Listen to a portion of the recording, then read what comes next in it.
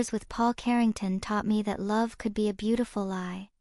3 minutes bleeding out in a Louisiana swamp taught me that death could be a negotiation. And 3 seconds staring into Icarius Bizarrio's crimson eyes taught me that some choices don't end, they transform you into something the world isn't ready for. I'm Michelle Michaela, and the night I died was the night I finally started living. This is that story. What I just told you. That's only what happened in the darkness. What I haven't told you yet is what happened when I woke up, the hunger that felt like insanity, the power that felt like a drug, and the truth about why Icarius chose me in the first place. Because here's what you need to understand. Vampires don't save people out of kindness. They collect them. And I was about to discover exactly what he'd been collecting me for. If you want to know what happens when you trade your heartbeat for eternity, you need to stay with me. Subscribe now, because the transformation? That's just the beginning. The real story starts when you realize you can never go back. The dashboard clock on my vintage Mercedes convertible glowed 11:47 p.m. as I merged onto Highway 23 South, leaving behind the private showing at Gallery Arcane in the heart of New Orleans's art district. My cream silk blouse clung to my skin beneath my tailored blazer, the Louisiana humidity refusing to acknowledge October's arrival. The evening had run longer than expected, a wealthy collector from Boston lingering over a disputed Monet authentication, his questions probing, his checkbook eventually emerging. That sale would cover 3 months of gallery rent, maybe 4 if I stretched it. My reflection in the rearview mirror showed exactly what I feared. Michelle Michaela, 28 years old, looking exhausted despite the professional veneer. My platinum blonde hair, naturally darker, artificially maintained, was starting to escape the elegant twist I'd secured it in 6 hours ago. Dark circles shadowed my gray-green eyes, evidence of too many late nights authenticating acquisitions and not enough time sleeping. The highway stretched ahead into Louisiana darkness, cypress trees forming walls on either side, their Spanish moss hanging like funeral shrouds in the Mercedes's headlights. I preferred these late drives, honestly. During the day, the gallery buzzed with walk-in tourists asking if we had prints of Starry Night, tire kickers who treated art like decoration, and Paul. Always Paul, showing up unannounced since our breakup 6 weeks ago, his presence turning my sanctuary into a battlefield. My phone buzzed in the cup holder, vibrating against the antique necklace I was transporting.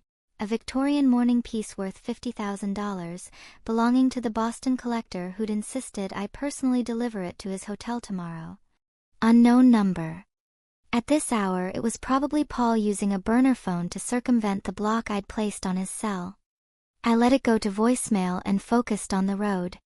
The weight of the necklace in its velvet case felt heavier than it should, like the universe reminding me that everything beautiful came with a price. My gallery, my independence, my carefully constructed life, all of it built on a foundation that felt increasingly unstable since I'd found those shipping manifests in Paul's office. Artifacts from Syria, Iraq, Yemen. Countries where war had turned archaeological sites into criminal opportunities. My gallery had been moving stolen history, and I'd been too trusting, too blind, too desperate to believe Paul loved me more than he loved money. That's when I saw them. Headlights in my rearview mirror, approaching faster than highway speeds allowed. A black Escalade, familiar in the worst possible way. Paul's vehicle. My heart rate spiked, and I pressed the accelerator, the Mercedes responding with German engineering precision. But Highway 23 wasn't built for racing, narrow, winding, bordered by swamp water that could swallow a car whole. The Escalade closed the distance. I could see Paul's silhouette behind the wheel now, his face illuminated by dashboard lights. He wasn't slowing down. He was accelerating. "No, no, no," I whispered, gripping the steering wheel so hard my knuckles went white. "Paul, what are you doing?" The answer came with brutal clarity as the Escalade slammed into my rear bumper. The impact sent me careening toward the shoulder, my carefully maintained control shattering in an instant. I yanked the wheel right, trying to stabilize, but Paul hit me again, harder this time, angling for my left rear quarter panel with the precision of someone who'd planned this. Time fractured. I could see every detail with nightmare clarity. The way my headlights swept across the guardrail like searchlights hunting for an escape that didn't exist. The speedometer climbing past 70 as gravity and momentum took over. The Victorian necklace launching from its case, scattering across my dashboard like a premonition of broken things. The Mercedes hit the guardrail at an angle that turned physics into violence. Metal screamed against metal, sparks erupting in a shower of orange light that looked almost beautiful.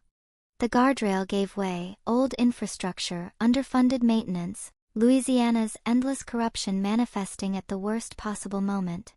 Then I was airborne, suspended in that terrible space between the road and whatever waited below. The Mercedes rolled. Once. Twice. 3 times down the 40-foot embankment into the cypress swamp. Glass exploded in crystalline waves. My body slammed against the seatbelt with each rotation, and I felt something crack in my ribs, heard something pop in my left shoulder that sent white-hot lightning through my entire arm. The airbag deployed with a chemical bang that left my ears ringing and my face burning from the fabric's friction. The car finally stopped upside down, wedged against a cluster of cypress trees with roots that had probably been here when New Orleans was still French territory. The engine made dying sounds, clicking, hissing, the automotive equivalent of last words, before falling silent. I was hanging from my seatbelt like a broken angel, suspended in a tomb of crumpled German steel and shattered safety glass. Blood dripped from somewhere on my scalp. I could feel it trickling through my hair, warm and sticky, each drop falling onto the crushed roof below me with soft percussion. My left arm hung at an angle that my brain couldn't quite process, dangling uselessly while my shoulder screamed messages my nervous system couldn't ignore. Then I smelled it. Gasoline. Sweet, cloying, unmistakable. The fuel tank had been compromised in the crash, and I could hear the steady drip-drip-drip of liquid death pooling somewhere beneath me. Every breath pulled more fumes into my lungs, and I knew with terrible certainty that a single spark would turn this wreckage into a crematorium. Above me, above what was now below me, I heard footsteps. Heavy boots on gravel, picking their way down the embankment with careful deliberation. Hope flared in my chest like a struck match. Someone had seen the crash. Someone was coming to help. Help! I tried to shout, but my voice came out as a strangled whisper. My throat felt raw, damaged from the impact or the airbag chemicals or the terror that was closing like a fist around my lungs. Help me! I'm trapped. The footsteps stopped directly beside the driver's side window, or what remained of it. I tried to turn my head to see my rescuer, but the movement sent fresh bolts of agony through my neck and shoulder. I caught a glimpse of shoes instead. Expensive leather Oxfords polished to a mirror shine that reflected moonlight. Shoes that cost more than I made in a month. Then a voice I knew too well, cold and clinical. You should have minded your own business, Michelle. Paul. He crouched down, his face appearing in my inverted field of vision. Even upside down, I could see the fury in his eyes, the calculation in the set of his jaw. This wasn't the man I'd dated for 3 years. This was someone else entirely, someone who'd always been there, hiding behind charm and romantic gestures and promises of forever. "Those manifests you found?" he continued, his voice barely louder than the dripping gasoline. "You weren't supposed to see those. The Sumerian tablets, the Syrian ceramics, the Yemeni jewelry, that's a $20 million operation you stumbled into.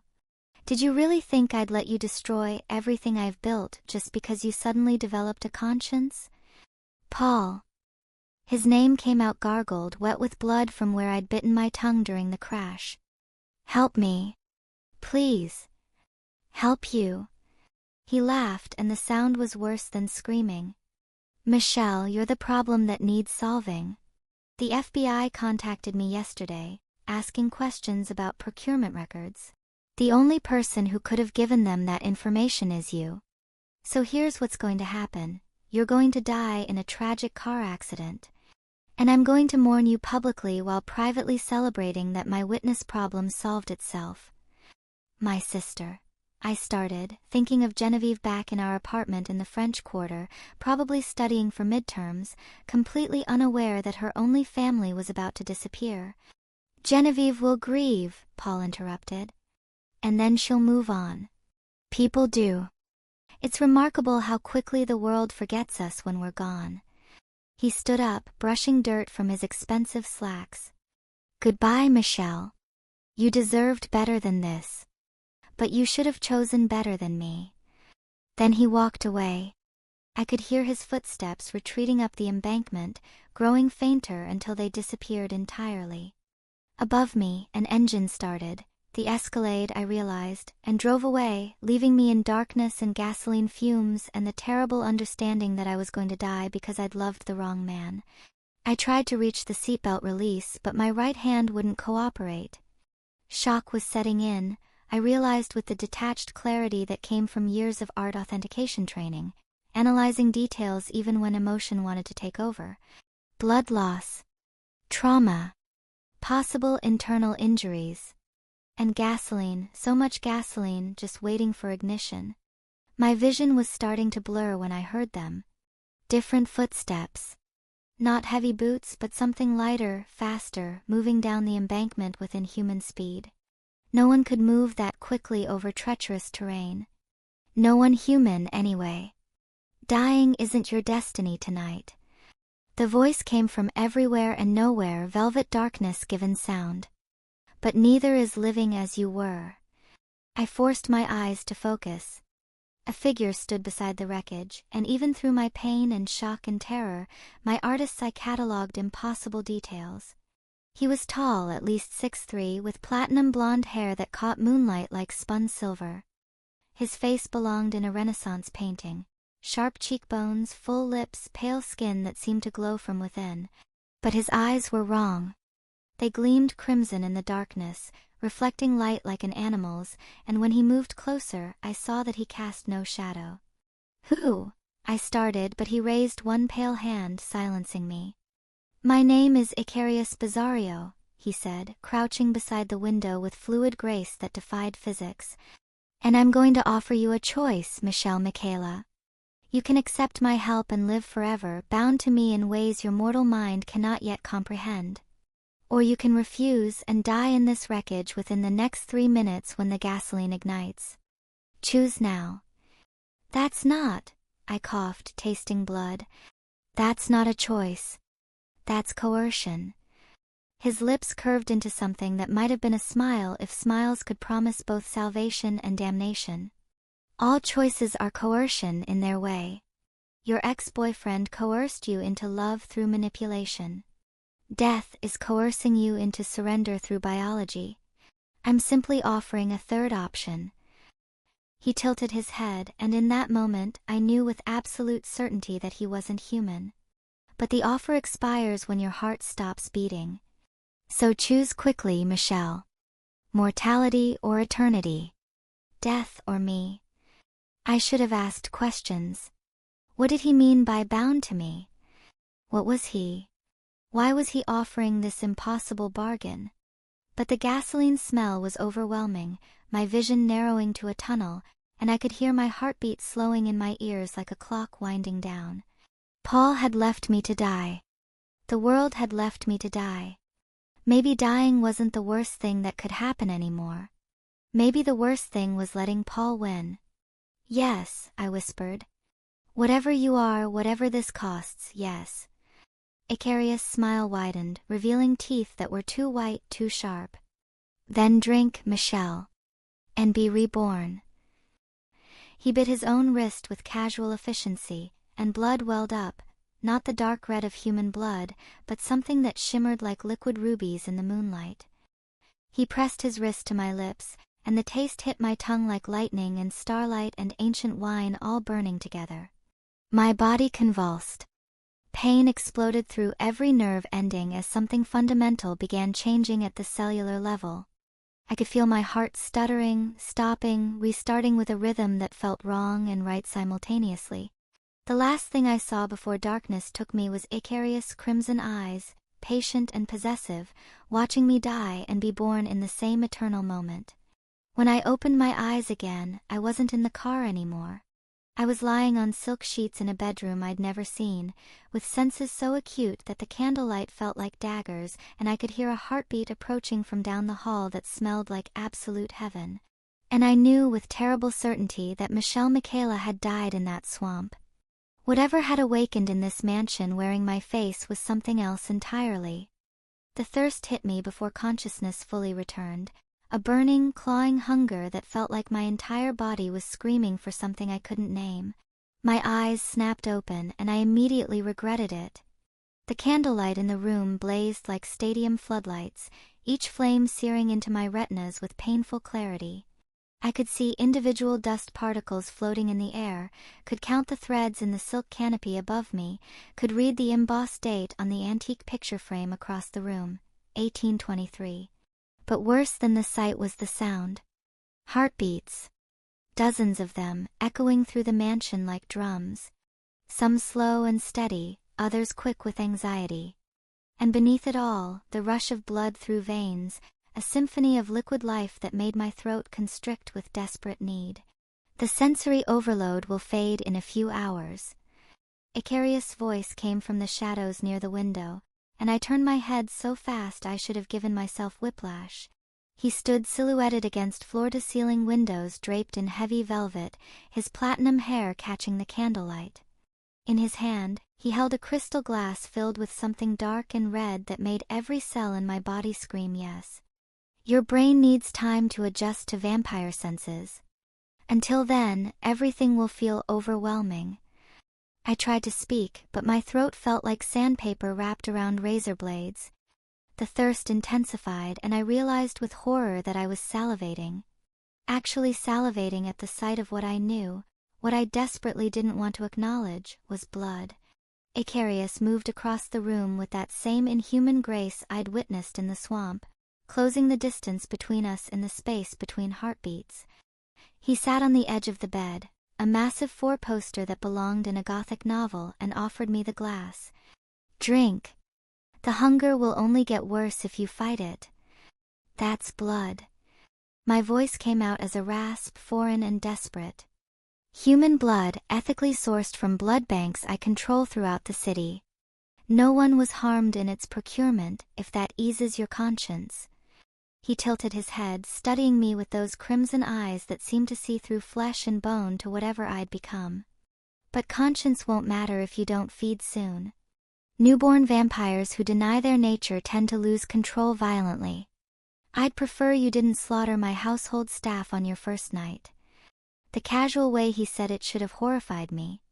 Instead, I found myself reaching for the glass with hands that trembled. The moment the crystal touched my lips and the first drop hit my tongue, rational thought evaporated. The blood tasted like everything I'd ever wanted and never known I needed, wine and copper and life itself, warm and rich and absolutely intoxicating. I drank in desperate gulps, some primitive part of my brain taking over completely. When the glass was empty, shame crashed over me like a wave. I'd just consumed blood. Human blood. And the worst part was how good it felt, how the burning thirst had receded to a manageable ache, how my senses had sharpened even further until I could hear Icarius. You have no heartbeat, I whispered, finally noticing the silence in his chest. Neither do you. He took the empty glass from my hands, setting it on the nightstand with practiced care. Your heart stopped in the swamp, Michelle. You died and my blood brought you back as something else. Something that doesn't need a heartbeat to exist. I pressed my hand to my chest, searching for the familiar rhythm that had been my constant companion for 28 years. Nothing. Just stillness and silence and the terrifying realization that I was dead and alive simultaneously. You didn't save me. The words came out sharper than I intended, anger finally breaking through the shock. You trapped me. You turned me into this without explaining what it meant, without giving me real informed consent. That's not salvation. That's entrapment. I gave you a choice. Icarius' expression remained infuriatingly calm. Die in that wreckage or accept my offer. You chose life. Whatever form that life takes is simply the consequence of your choice. A choice made under duress isn't a choice. I tried to stand, but my legs wouldn't cooperate. The room spun, and suddenly Icarius was there, his hands on my shoulders, steadying me with strength that felt immovable as stone. Careful. Your body is still adjusting to the transformation. Moving too quickly can. But I was already feeling it. Not just his hands on my shoulders, but something deeper, more invasive. Emotions that weren't mine flooded through me. Ancient loneliness, fierce possessiveness, desire that tasted like centuries of waiting, and underneath it all, a satisfaction that bordered on triumph. I was feeling what he felt. About me. I jerked away from his touch, and the emotional connection snapped like a severed cord. What was that? The blood bond. He said it like it was obvious, like everyone should know what happened when you drank vampire blood and died and came back wrong. When I turned you, I bound us together. It means we can feel each other's emotions when we touch. It means I'll always know where you are, always sense when you're in danger. It means you're mine, Michelle, in ways that transcend any human understanding of possession. When Icarius told me I was bound to him forever, that our blood connection meant he could feel every emotion I tried to hide, every fear I couldn't voice, I wanted to scream. I'd spent 3 years with Paul trying to make myself smaller, quieter, less. And now I was tied to another man who claimed to own me. But what terrified me more than the bond was the part of me that didn't want to break it. The part that felt safe for the first time in years. The part that wondered if being claimed by a monster was better than being abandoned by men. What happens next will show you exactly how thin the line is between captivity and sanctuary, but only if you're subscribed to see it. Don't miss what I discovered about Icarius' true motives. Over the next hours, he explained the rules of my new existence with clinical precision. Blood consumption was necessary. I'd need to feed every few days until I gained enough control to extend the intervals. Sunlight would kill me in my current state, though ancient vampires could tolerate brief exposure. The vampire world had hierarchies, territories, laws older than human civilizations. And Icarius ruled the North American territories, which made me, by extension of being his creation, something valuable and dangerous in supernatural politics I didn't understand. There's one more thing you need to know, Icarius said as dawn approached, and my body began to feel heavy with unnatural exhaustion. Your ex-boyfriend, Paul Carrington. He's been searching for evidence that you survived.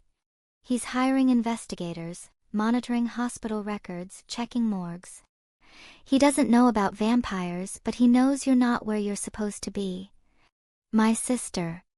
The thought cut through everything else. Genevieve. If he's looking for me. Your sister is being watched. I have people ensuring her safety. He moved to the windows, drawing the heavy curtains closed against the approaching daylight. Paul won't touch her as long as he believes there's a chance you're alive somewhere.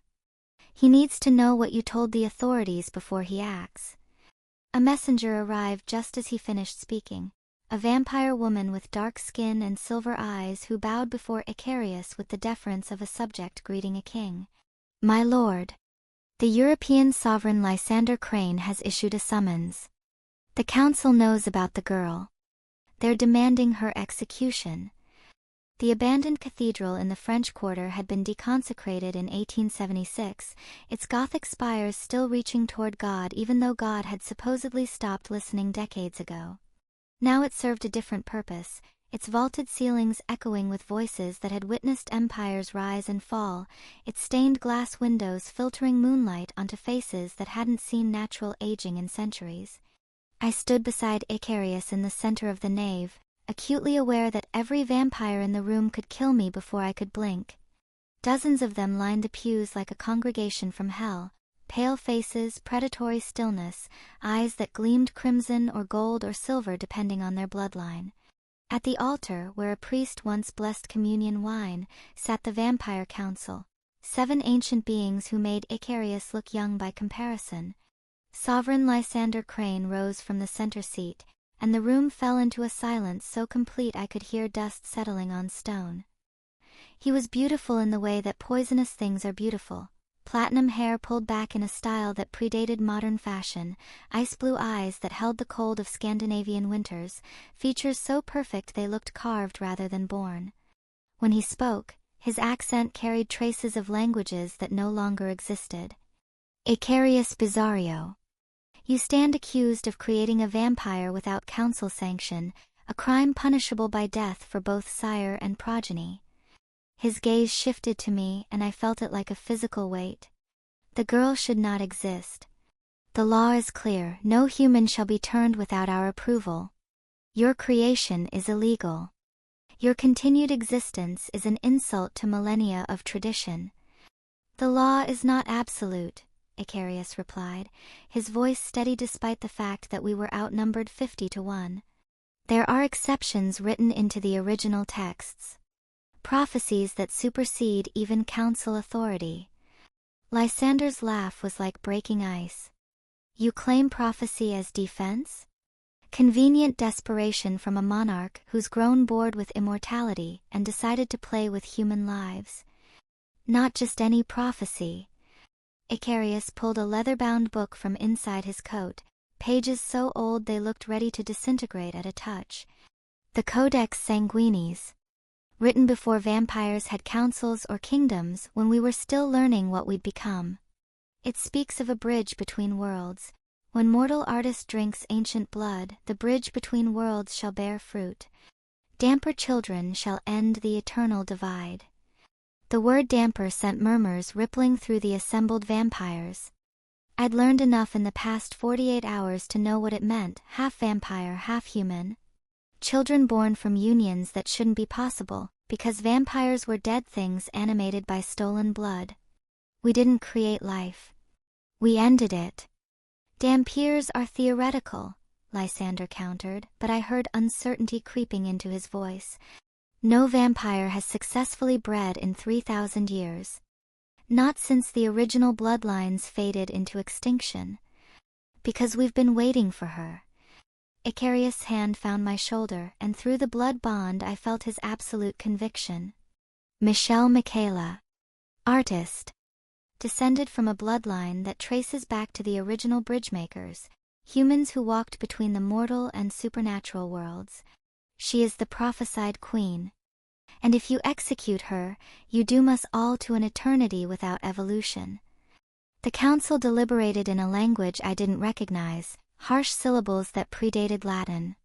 Finally Lysander spoke, 30 days.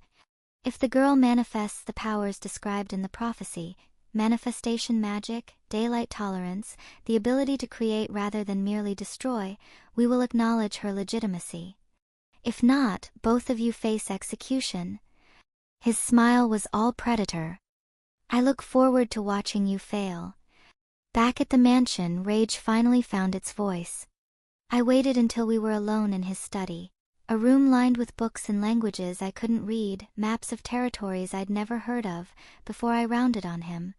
You knew. The words came out savage, 3 years of swallowed anger at Paul combining with this new betrayal. The gallery position that conveniently opened right after I finished my master's degree. The storage room where I accidentally found those shipping manifests.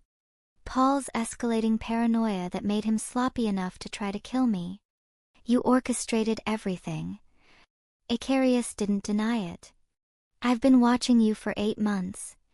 Ever since I confirmed you were the bloodline match the prophecy required. Yes, I arranged your employment. Yes, I ensured you'd discover your boyfriend's crimes. And yes, I knew he'd panic and try to eliminate you. He poured himself a drink, whiskey that was probably older than my grandparents, with infuriating calm. I was on Highway 23 that night because I knew exactly when and where Paul would strike. You let him almost kill me. My voice rose to a shout that probably echoed through the entire compound. You turned my life into a chess game and me into a pawn. You let a man I loved try to murder me just so you could swoop in and play savior. I gave you a choice when you had none. He set down the glass, moving toward me with that predatory grace. Would you rather be dead, Michelle? Because that was your other option. I could have intervened earlier, stopped Paul before he forced you off the road. But then you would have survived as human, weak and mortal, and completely unprepared for the role you were born to fulfill. At least this way you have power." The terrible truth was I couldn't argue with his logic. I was alive, or whatever vampires called this existence. I was stronger, faster, more aware than I'd ever been as human. And some dark part of me that I didn't want to examine too closely was grateful for the transformation, even as I hated how it had happened. My phone, the one I'd abandoned in the Mercedes which Icarius had retrieved from the wreckage, buzzed on his desk. A text from an unknown number, but I recognized Paul's paranoid phrasing. "I know you're out there. I know someone helped you. I'm going to find you both and finish what I started." "He's contacted the FBI," Icarius said, reading something on his own phone. "Anonymous tip about his business partner. The investigation is accelerating. He's desperate, which makes him dangerous." That's when the windows exploded inward. Vampires poured through the shattered glass with military precision. Lysander's people, I realized, recognizing the platinum hair and ice-blue eyes that marked his bloodline. They moved like liquid death, and my new instincts screamed at me to run, fight, survive. I didn't think. My body just moved, faster than thought, faster than fear. I caught the first attacker mid-leap, my hands finding his throat with strength I didn't know I possessed. The snap of his neck sounded impossibly loud, and then he was dust in my hands, disintegrating the way vampires did when truly destroyed. I killed him. I just killed someone. The horror of it hit me like a physical blow, and I staggered backward, staring at the ash coating my fingers. "Michelle, behind you!" Icarius' warning came too late. Pain exploded across my back, as another vampire's claws raked through silk and skin. I spun, and something inside me responded to the threat with pure instinct. My hand shot out, and I was painting, in the air, with my own blood from the wounds, creating patterns that glowed crimson and gold. The blood solidified into shimmering barriers that repelled the attacking vampires like they'd hit an invisible wall. My manifestation magic hung in the air, beautiful and impossible, proof that Icarius had been right about what I was. "Only the prophesied queen," he breathed, staring at my creation with something like awe, "was supposed to have that ability." My phone rang. Genevieve's number. But when I answered, it was Paul's voice. "Come alone to the warehouse on Chapatoulas Street at midnight, or I'll kill your sister like I should have killed you." I stood, facing Icarius with new certainty.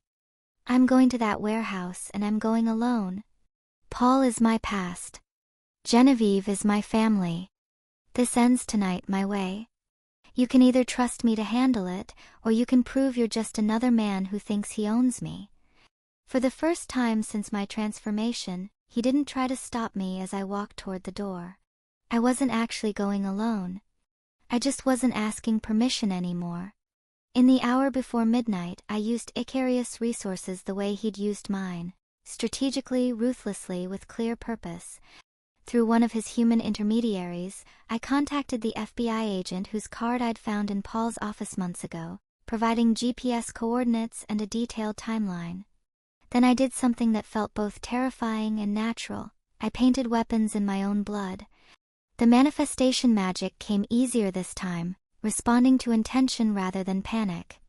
I traced daggers in the air with fingertips I'd deliberately cut, watching crimson light solidify into blades sharp enough to cut through steel.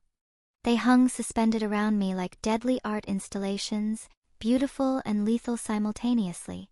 He knows about vampires. Icarius appeared in the doorway, his expression carefully neutral. My sources confirm Paul's been meeting with Lysander's people for 3 days. He traded everything: territory maps, security protocols, information about our blood banks. In exchange, Lysander promised him immortality and protection. Of course he did. I laughed and it came out bitter. Paul always wanted more. More money, more power, more control. Eternity is just the logical extension of his greed. I turned to face Icarius, seeing him clearly for the first time since my transformation. You're coming anyway, aren't you? You were never going to let me handle this alone. Would you prefer I didn't? The question hung between us, weighted with everything unsaid. He'd manipulated me, orchestrated my death and rebirth, bound me to him with blood magic I didn't fully understand. But he'd also given me power, protected my sister, and was offering, for the first time, to respect my choices. Stay back until I need you, I said finally. This is my fight. My past. My chance to prove I'm not just some prophesied queen in your grand design. I'm Michelle Michaela, and I'm taking control of my own story. The warehouse on Chapatula Street smelled like rust and old river water and the particular decay that clings to abandoned places in Louisiana. My enhanced senses catalogued every detail as I entered: Genevieve's heartbeat, elevated with fear but steady, Paul's cologne, expensive and cloying, and underneath it all, the unmistakable scent of vampire, for distinct signatures that reeked of Lysander's bloodline. My sister was tied to a chair in the center of the empty space, her dark hair tangled, mascara streaked down her cheeks. When she saw me, relief and confusion warred across her face. Michelle? Oh my God, I thought you were. Everyone said you died in a car accident. Your sister has a talent for survival. Paul emerged from the shadows and I barely recognized him. 3 weeks had transformed my ex-boyfriend into something gaunt and manic, his expensive suit hanging loose on a frame that had shed 20 pounds.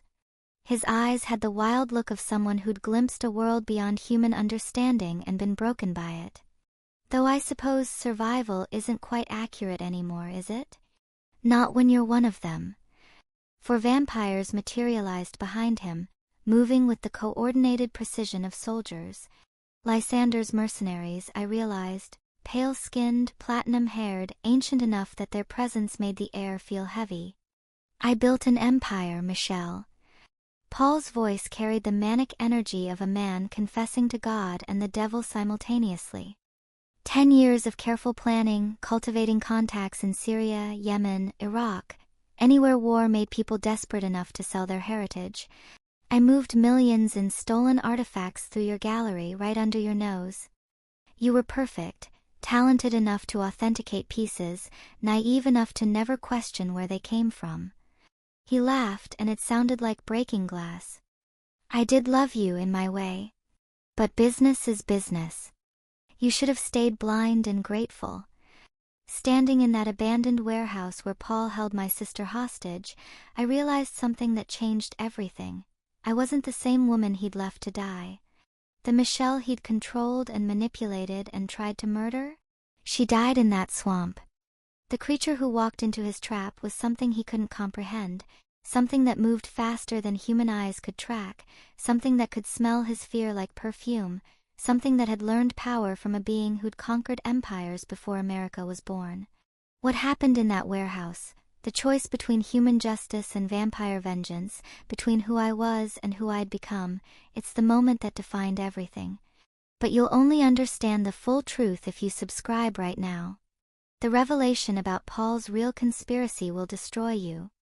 You never loved me, Paul, I said, my voice carrying supernatural resonance that made the warehouse walls vibrate. You loved controlling me. There's a difference. I let my eyes flash crimson, watched his face drain of color as he truly understood what I'd become. And the monster who turned me? He gave me a choice when you gave me death. Kill her, Paul commanded, and Lysander's mercenaries attacked with inhuman speed. But I was faster. My manifested blood daggers flew from my hands like thrown knives, finding vampire hearts with artist's precision.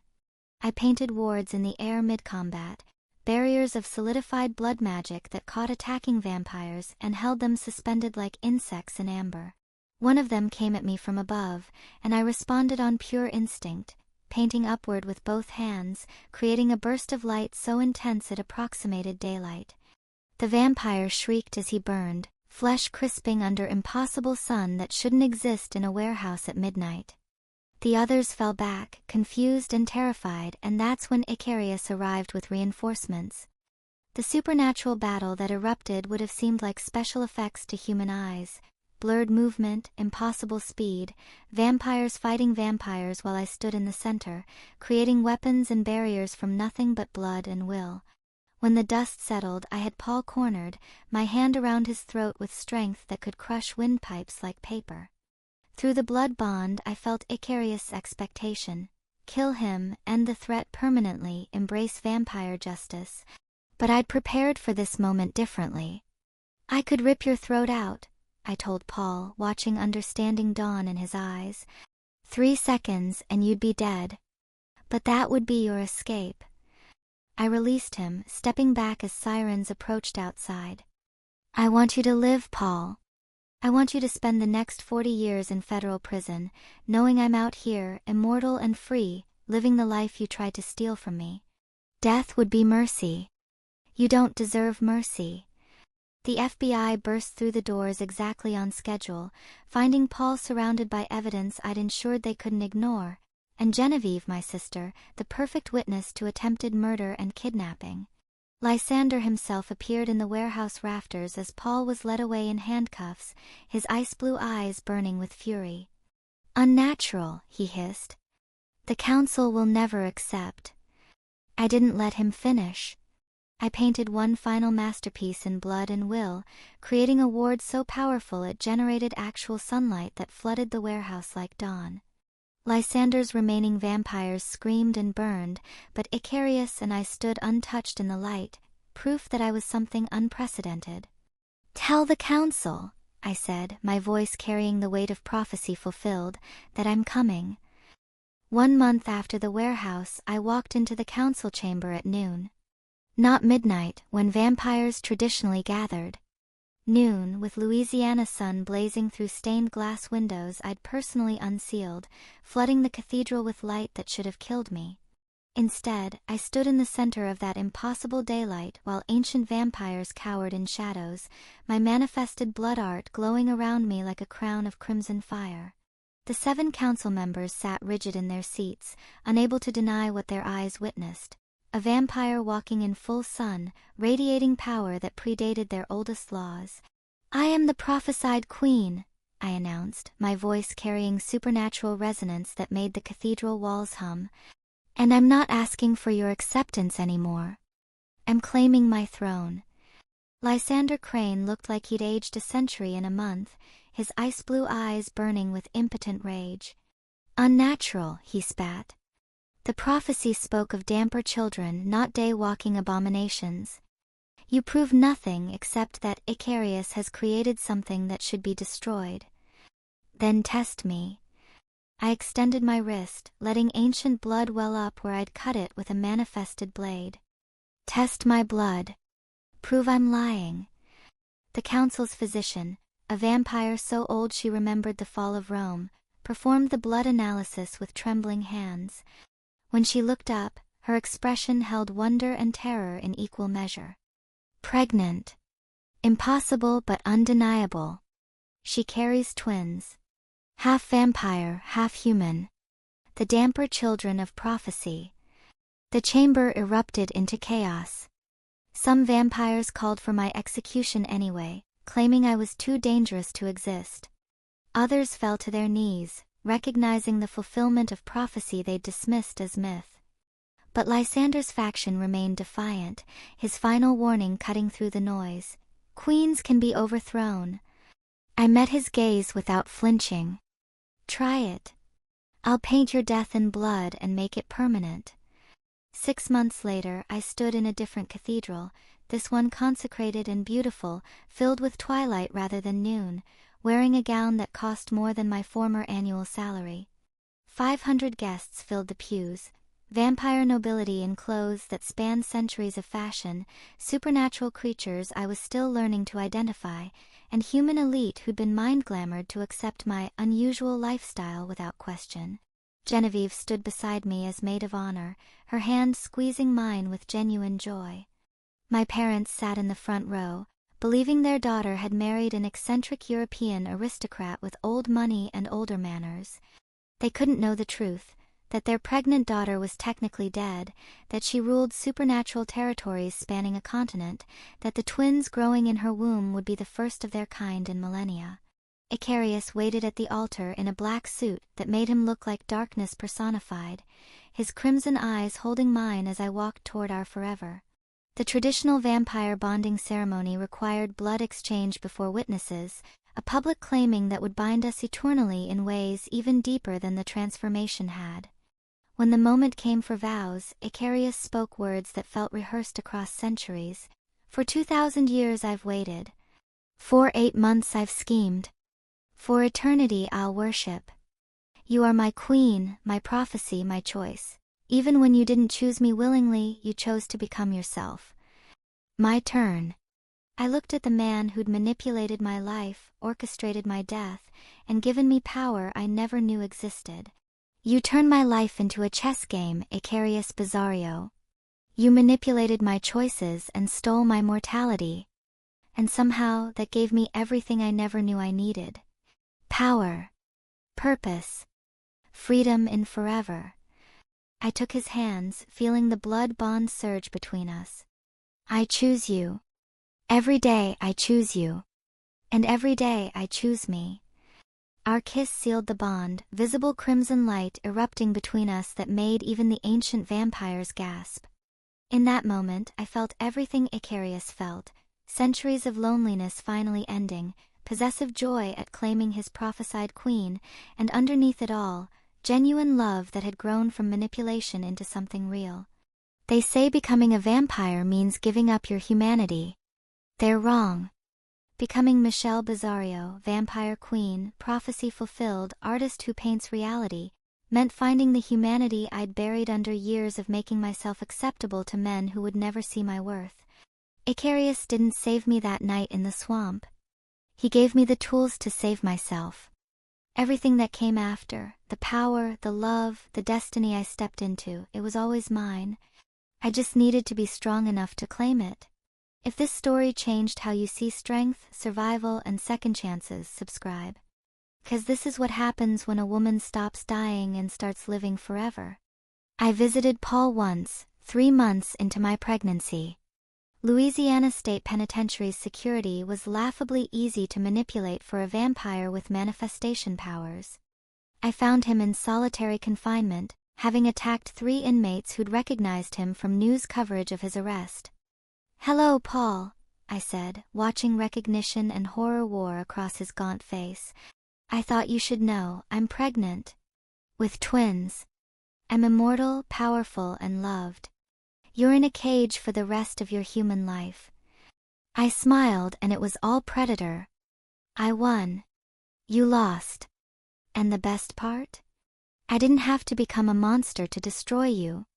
I just had to stop being your victim. I never visited again. He wasn't worth my immortal time. Now, on a morning 6 months after my wedding, I stood in the mansion's highest tower studio, painting a mural that stretched across all 4 walls. Sunrise approached, and unlike other vampires, I didn't retreat to light-proof chambers. I stood at the window, watching dawn paint the sky in colors that matched my blood art, one hand resting on my swollen belly where twins kicked with supernatural strength. Icarius entered silently, his hands covering mine over our children. "Do you ever regret it? The choice you made in the swamp?" "I regret that I had to die to start living," I said honestly. "I regret that Paul hurt me. I regret that you manipulated me. But regret the transformation? No. You gave me the tools to save myself. Everything that came after, the power, the throne, the love, it was always mine. I just needed to be strong enough to claim it." "The prophecy said you'd be queen," he murmured against my hair. "It didn't say you'd be unstoppable." I smiled, watching my mural come alive, painted scenes of our twins as teenagers, Genevieve's wedding to her werewolf, centuries of futures I would live to see. I had good teachers. Centuries of immortals showed me what power looks like. Paul showed me what I'd never accept again. And you? You showed me that forever is only terrifying if you're living it alone. The sun rose fully, bathing us in light that should have killed but instead felt like blessing. I chose this. Not in the swamp when I was dying, but every day since. I chose power. I chose forever. I chose him. And for the first time in my life I chose me. Forever didn't look like a prison anymore. It looked like freedom.